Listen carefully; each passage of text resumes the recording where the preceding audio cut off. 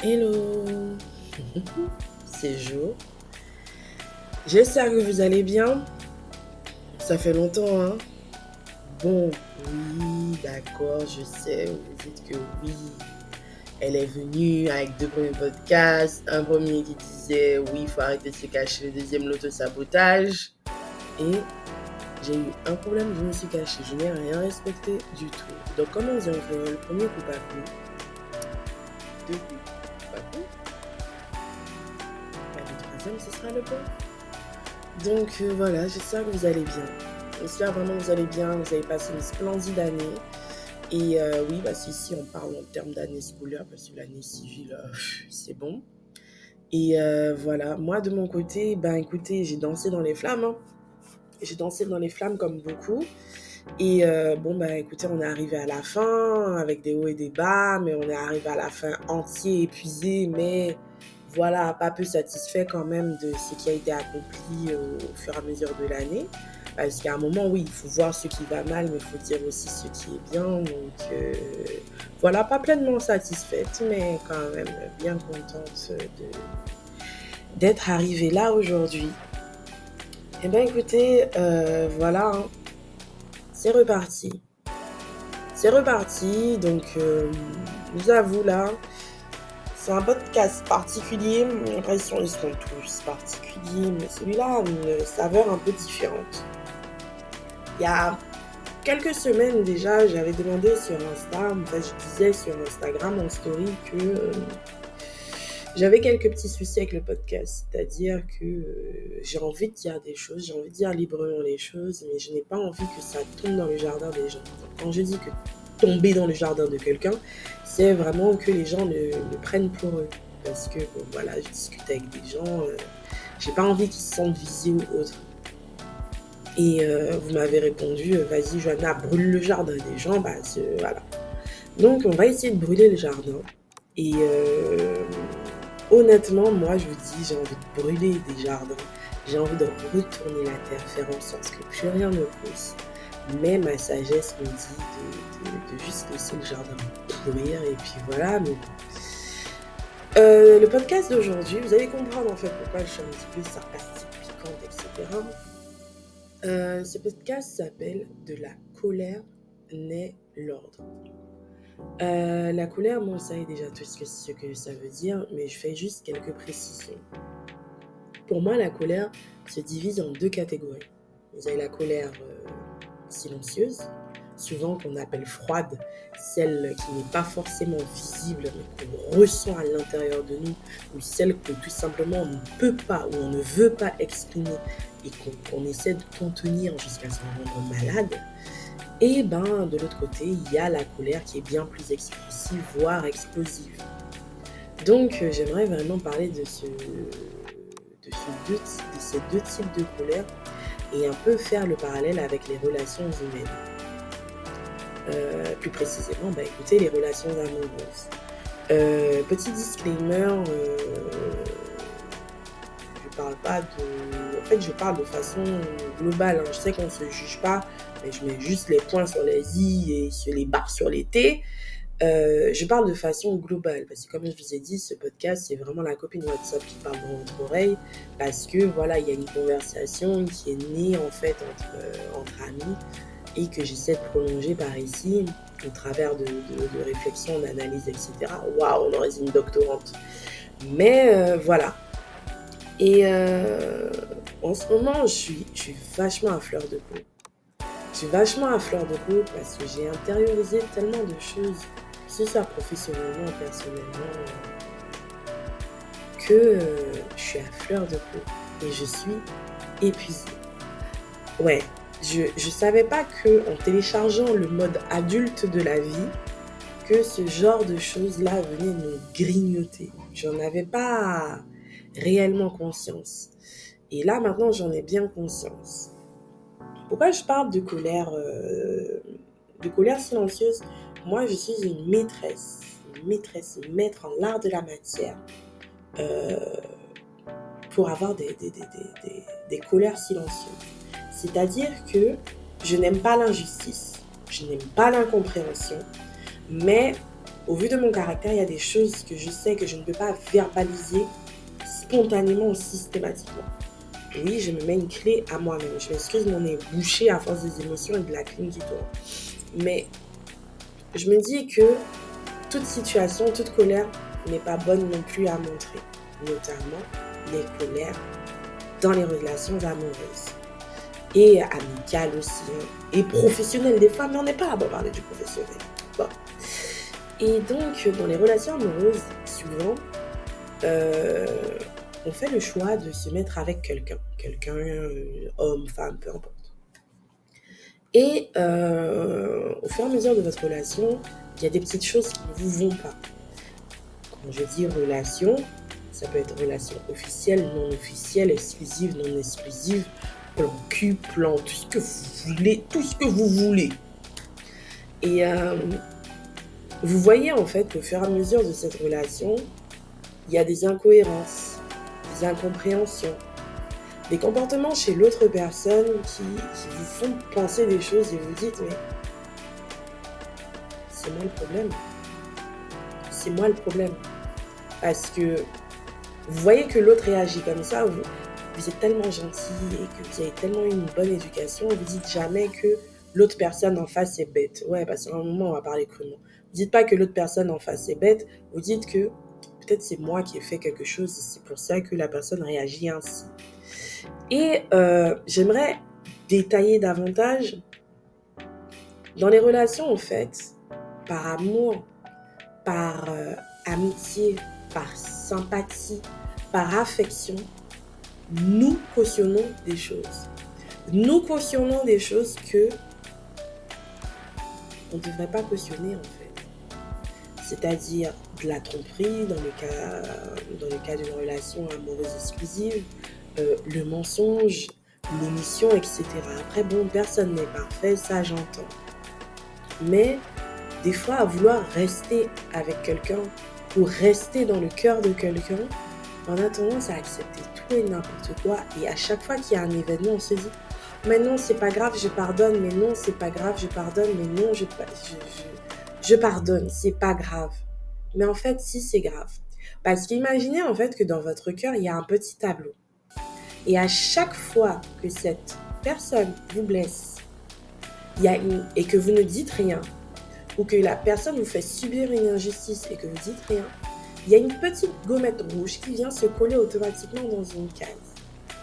Vous imaginez quand il n'y a que des gommettes rouges qui se collent au fur et à mesure du temps et des années? Eh bien écoutez, c'était mon cas. Il y a quelqu'un que j'appréciais énormément. C'est une personne franchement, qui est vraiment zéro repos pour les braves, c'est-à-dire mon téléphone chauffait, appel, SMS et tout machin. Mais au vu du comportement de la personne, j'ai vite fait compris que je ne pouvais pas la contacter librement, comme je l'aurais fait avec n'importe quel ami. Je sais pas comment vous expliquer. Et puis, il y a aussi la retenue dans le sens où je vais pas paraître trop collante. Vas-y, je t'envoie pas trop de messages.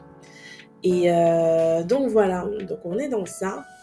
Et cette personne, malgré l'intérêt qu'elle me portait de l'intérêt à d'autres personnes. Et ne le disait pas. Jusqu'à ce qu'on se retrouve dans des situations particulières où, voilà, ça se voyait comme le nez au milieu de la figure, mais la personne te dit non, c'est pas ce que tu as vu, c'est pas ce que tu as vu, c'est pas ce que tu crois. Et donc, pendant précisément 7 ou 8 ans, j'ai accepté cette personne dans ma vie. Alors, je n'étais pas en couple avec elle, machin, mais j'ai accepté cette personne dans ma vie comme amie rapprochée. Alors, ne voyez pas le mot créole ami botuis. Les copains, calmez-vous. Mais comme amie rapprochée, c'est-à-dire c'est une personne qui est là, qui prend la place d'eux, mais qui n'est pas. Mon Dieu, ah ouais, j'ai écrit un livre, les gars. Et donc voilà, cette personne est là, omniprésente. Et même vous, quand vous remarquez que cette personne, entre guillemets, outrepasse les droits que vous lui avez accordés, vous n'arrivez pas à le remettre à sa place. Oh, je sais, il n'y a pas de jugement ici, là, donc je vous parle librement parce que je sais que vous êtes tous passés par là. Et donc voilà, cette personne en fait s'installe. C'est comme la tache en fait qui se répand sur un vêtement. Là, précisément la tache de sang sur un vêtement blanc. Cette personne se répand dans votre vie et tâche en fait.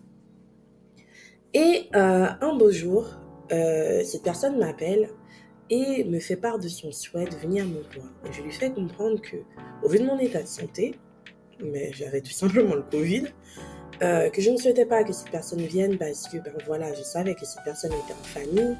Je vous rappelle qu'il y a des gens qui sont morts du Covid, donc moi je suis pas là pour spread the Covid on the earth. Donc je vais rester fêter Noël avec mon Covid comme ça parce que oui, le Covid adorait m'embrasser lors de fêtes comme ça. Le Covid m'a embrassé à Noël et je ne voulais pas que cette personne vienne, même si ça m'aurait fait plaisir d'avoir une compagnie, mais à un moment il ne faut pas être égoïste, etc. Et cette personne crie au téléphone et moi direct, je me dis non, c'est pas possible et je raccroche. Une fois que j'ai raccroché, je préviens, ce podcast sera un petit peu plus long que les autres. Une fois que je raccroche, en fait, je suis épuisée. Je me dis, mais punaise, je me prends la tête avec cette personne pour rien. Bon, voilà, cette personne est fatigante, épuisante, mais dans le fond, je l'apprécie, malgré toutes les galères qu'il y a eu avant. Je vous passerai les galères. Et donc, une fois que j'ai raccroché, que j'eus raccroché au nez de cette personne, on ne s'est pas parlé pendant 1 an et demi. 1 an et demi. Je sais pas si vous vous rendez compte, en 1 an et demi, tout ce que vous avez le temps de faire. Je rigole, parce qu'il y a certains qui savent ce qu'on peut faire en 1 an et demi. Bon, bref. Et donc, écoutez, pendant 1 an et demi, pas de son, pas d'image. Et ma mère, un jour, me dit « Jo, tu sais, j'ai croisé cette personne. » Et je vois que ma mère est gênée et tout. Elle me dit « Écoute, Jo, j'ai croisé cette personne et il semblerait que cette personne ait refait sa vie et même étendu sa vie. » Comprenez ce que vous devez comprendre. Et voilà, je suis sur le cul. Je suis sur le cul, mais en même temps, je me dis « En fait, c'était ça. » C'était ça en fait, son pic de colère, c'était peut-être ça, c'était son problème de comportement, c'était ça. Vous avez vu comment on est folle, hein? Nous les meufs, on va justifier le comportement des gens, c'est un truc de dingue. Même quand cette personne nous fait du mal, hein. C'est pas l'ordinateur qui se met en veille pendant que je fais mon podcast, s'il vous plaît. Attendez, je saisis mon mot de passe. Veuillez ne pas quitter. Je saisis son mot de passe pour déverrouiller à nouveau l'ordinateur.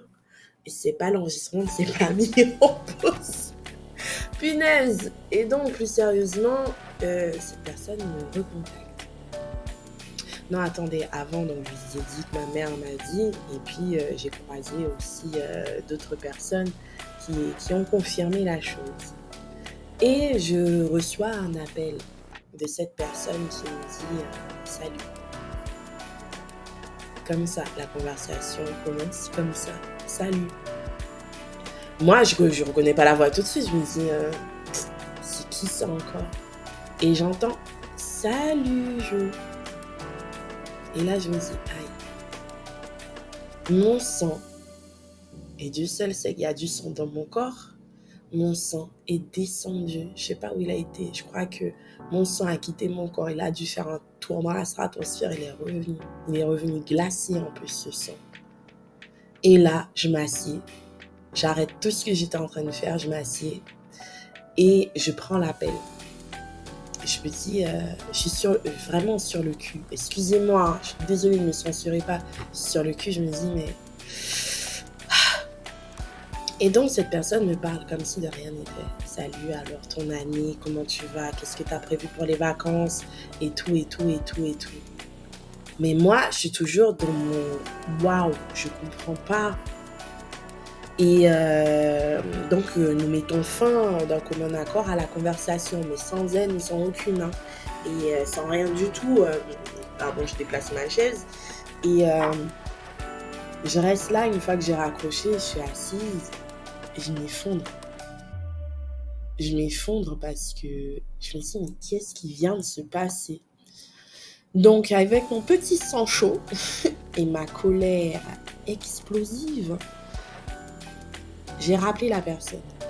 Je l'ai rappelé et je lui ai dit, mais pourquoi tu m'as appelé? Pourquoi? Pour faire quoi? Qu'est-ce que quoi? Pourquoi? Du comment? Et je lui ai dit que, alors de la colère explosive, je passe à la colère silencieuse. Je lui ai dit, en fait, je ne vais pas t'embrouiller, mais j'aimerais comprendre. Mon cerveau a besoin de comprendre pourquoi on est au téléphone 1 an et demi après. Alors, je sais que vous pouvez dire que j'ai raccroché. J'ai raccroché au nez de la personne pouvait être énervée. Mais moi, je me dis que quand on parle de santé et de protection de notre famille, au vu de ces maladies-là qui ont tué des gens, on ne joue pas avec le Covid. Moi, je ne joue pas avec le Covid. Donc, gars, tu comprends pas, on va mettre fin à la conversation. Et puis tu cries, mon cerveau se désactive et puis c'est mort, quoi. Il n'y a pas moyen de me parler. Alors, je vous précise, dans la sphère professionnelle, vous me criez après. Je ne vais pas vous crier après, je ne vais pas vous crier dessus, pas du tout. Au contraire, je vais avoir une voix très posée. Je vais vous parler colère français. Mais là, en fait, j'ai pas compris. J'ai pas compris dans la situation dans laquelle j'ai pas compris son retour, en fait. Donc là, je lui dis, mais qu'est-ce que tu fais? Qui es-tu? Mais qu'est-ce que je t'ai fait pour que tu puisses me traiter comme ça? Et là, je me rends compte que j'ai verbalisé la colère silencieuse de 7 ans en 30 minutes d'appel. Je lui ai tout simplement demandé qu'est-ce que je lui ai fait pour être traité de la sorte. Pourquoi, en fait? Et là, je me retourne vers vous. Pourquoi les gens se permettent de revenir dans notre vie comme si de rien n'était? Et pourtant, ces personnes savent le chaos, elles savent le chaos qu'elles ont semé sur leur chemin. Elles reviennent dans votre vie et elles s'attendent à ce que vous soyez, comme d'habitude, les bras grands ouverts, pleins de miséricorde. Mais en fait, non, c'est plus possible parce que même notre propre corps nous dit, en fait, non, ça suffit les conneries. Attends, pendant 1 an et demi, Bougapa, t'es capable les poutons, on était bien, il faut pas que la personne revienne foutre le dawa. Et là, donc, je me décharge, je m'en décharge jusqu'à l'épuisement. Et à la fin, je me sens ultra soulagée parce que j'avais besoin de verbaliser cette colère vis-à-vis de la personne. Et donc maintenant, pour revenir à la réflexion, vous avez vu, on est déjà à 18 minutes de podcast. Pour revenir à la réflexion, pourquoi les gens se permettent de rentrer dans votre vie, foutre le souk? Après, vous me direz que oui, c'est nous qui accordons l'accès. C'est comme à une copine à qui je parlais du film Sinners. Il n'y a pas un podcast qui va passer sans qu'on parle de Michael B. Jordan. Et dans Sinners, en fait, dans le film, il disait qu'à chaque fois, en fait, il y a un démon qui veut rentrer dans la baraque de Smokey Stack. Le démon demande. Il veut être invité à rentrer. Et si on l'invite, si on dit oui, il rentre, il fout le dawa. Et ben moi, en fait, j'avais pas vu que c'était le démon pareil. Donc, je l'ai laissé rentrer. Donc, j'ai conscience de mes erreurs. Hein. Mais je me dis, en fait, j'ai conscience de mon erreur, c'est-à-dire de l'avoir laissé rentrer. Mais je ne m'attendais pas à ce qu'ils mettent ce bordel-là. Et que pour un élément, malgré le bordel qu'il a foutu, cette personne, en fait, s'est fâchée et a coupé les ponts avec moi à cause d'un truc. Et j'ai trouvé ça aberrant, j'ai refusé d'y croire, bref, j'ai pas compris. Donc, j'ai vacillé entre la colère explosive et silencieuse, explosive en fait, qui m'a permis de verbaliser toute la silencieuse. Et en fait, ce que j'aimerais dire au travers de mes paroles qui sont un peu décousues, mais je pense que je reviendrai aussi sur le sujet quand ce sera un peu plus rassis et moins frais. Pourquoi rentrer dans la vie des gens quand vous savez que vous allez y semer le chaos? C'est comme si en fait vous marchez près de la rue. Enfin, c'est typique dans les Antilles Guyane.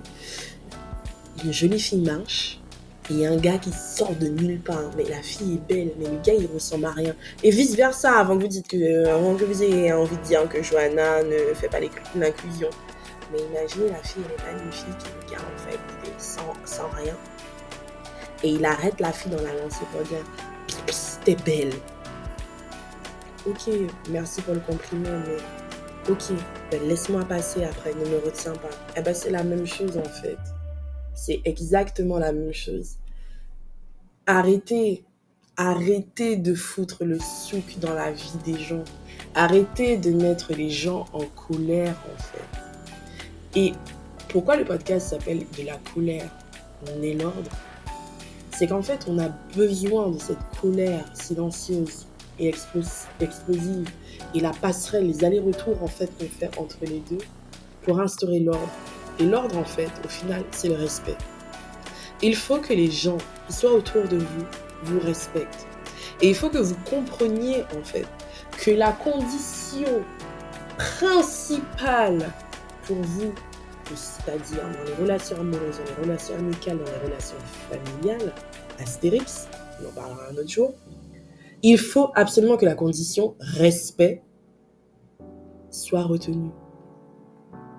Si ce n'est pas retenu, passez votre chemin. Remerciez la personne. Dites-lui merci pour les rires, pour les moments, etc. Mais ne gardez pas ces personnes dans vos vies. Parce que nous les femmes, là j'ai parlé sèchement, mais je suis désolée. Nous les femmes, en fait, on a l'art. Beaucoup d'hommes aussi. Beaucoup d'hommes, pardon. Nous les gens, on a tendance en fait à laisser les gens faire n'importe quoi et à leur donner des années de vie.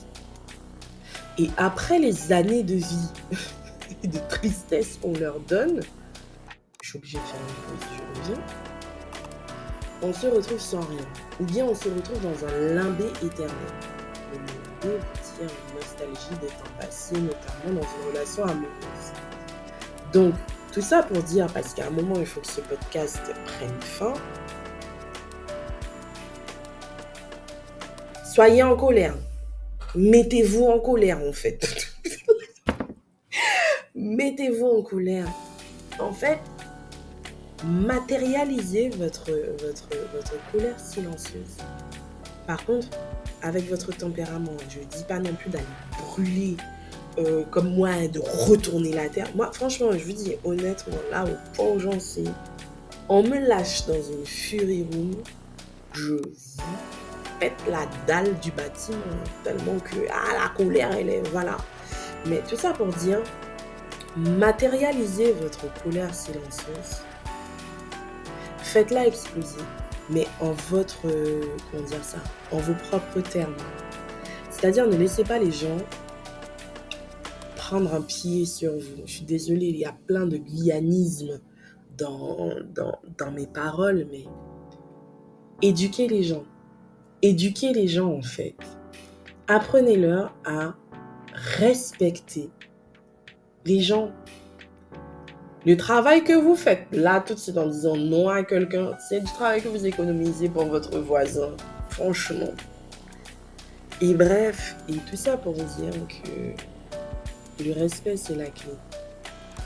Mais avant de demander le respect ou de vous attendre en fait à avoir du respect des autres, respectez-vous vous-même. Et je pense qu'à un moment, j'avais perdu ça. J'avais vraiment perdu ça parce que je me suis dit, après il y a la naïveté. Et je me suis vraiment dit, non, il souffre, voilà. Mais en fait, moi, je souffre pas. Non, je souffre pas. Bref, il faut que les gens nous respectent. Il faut qu'on se respecte. Et pour le coup de la colère, naître à l'ordre.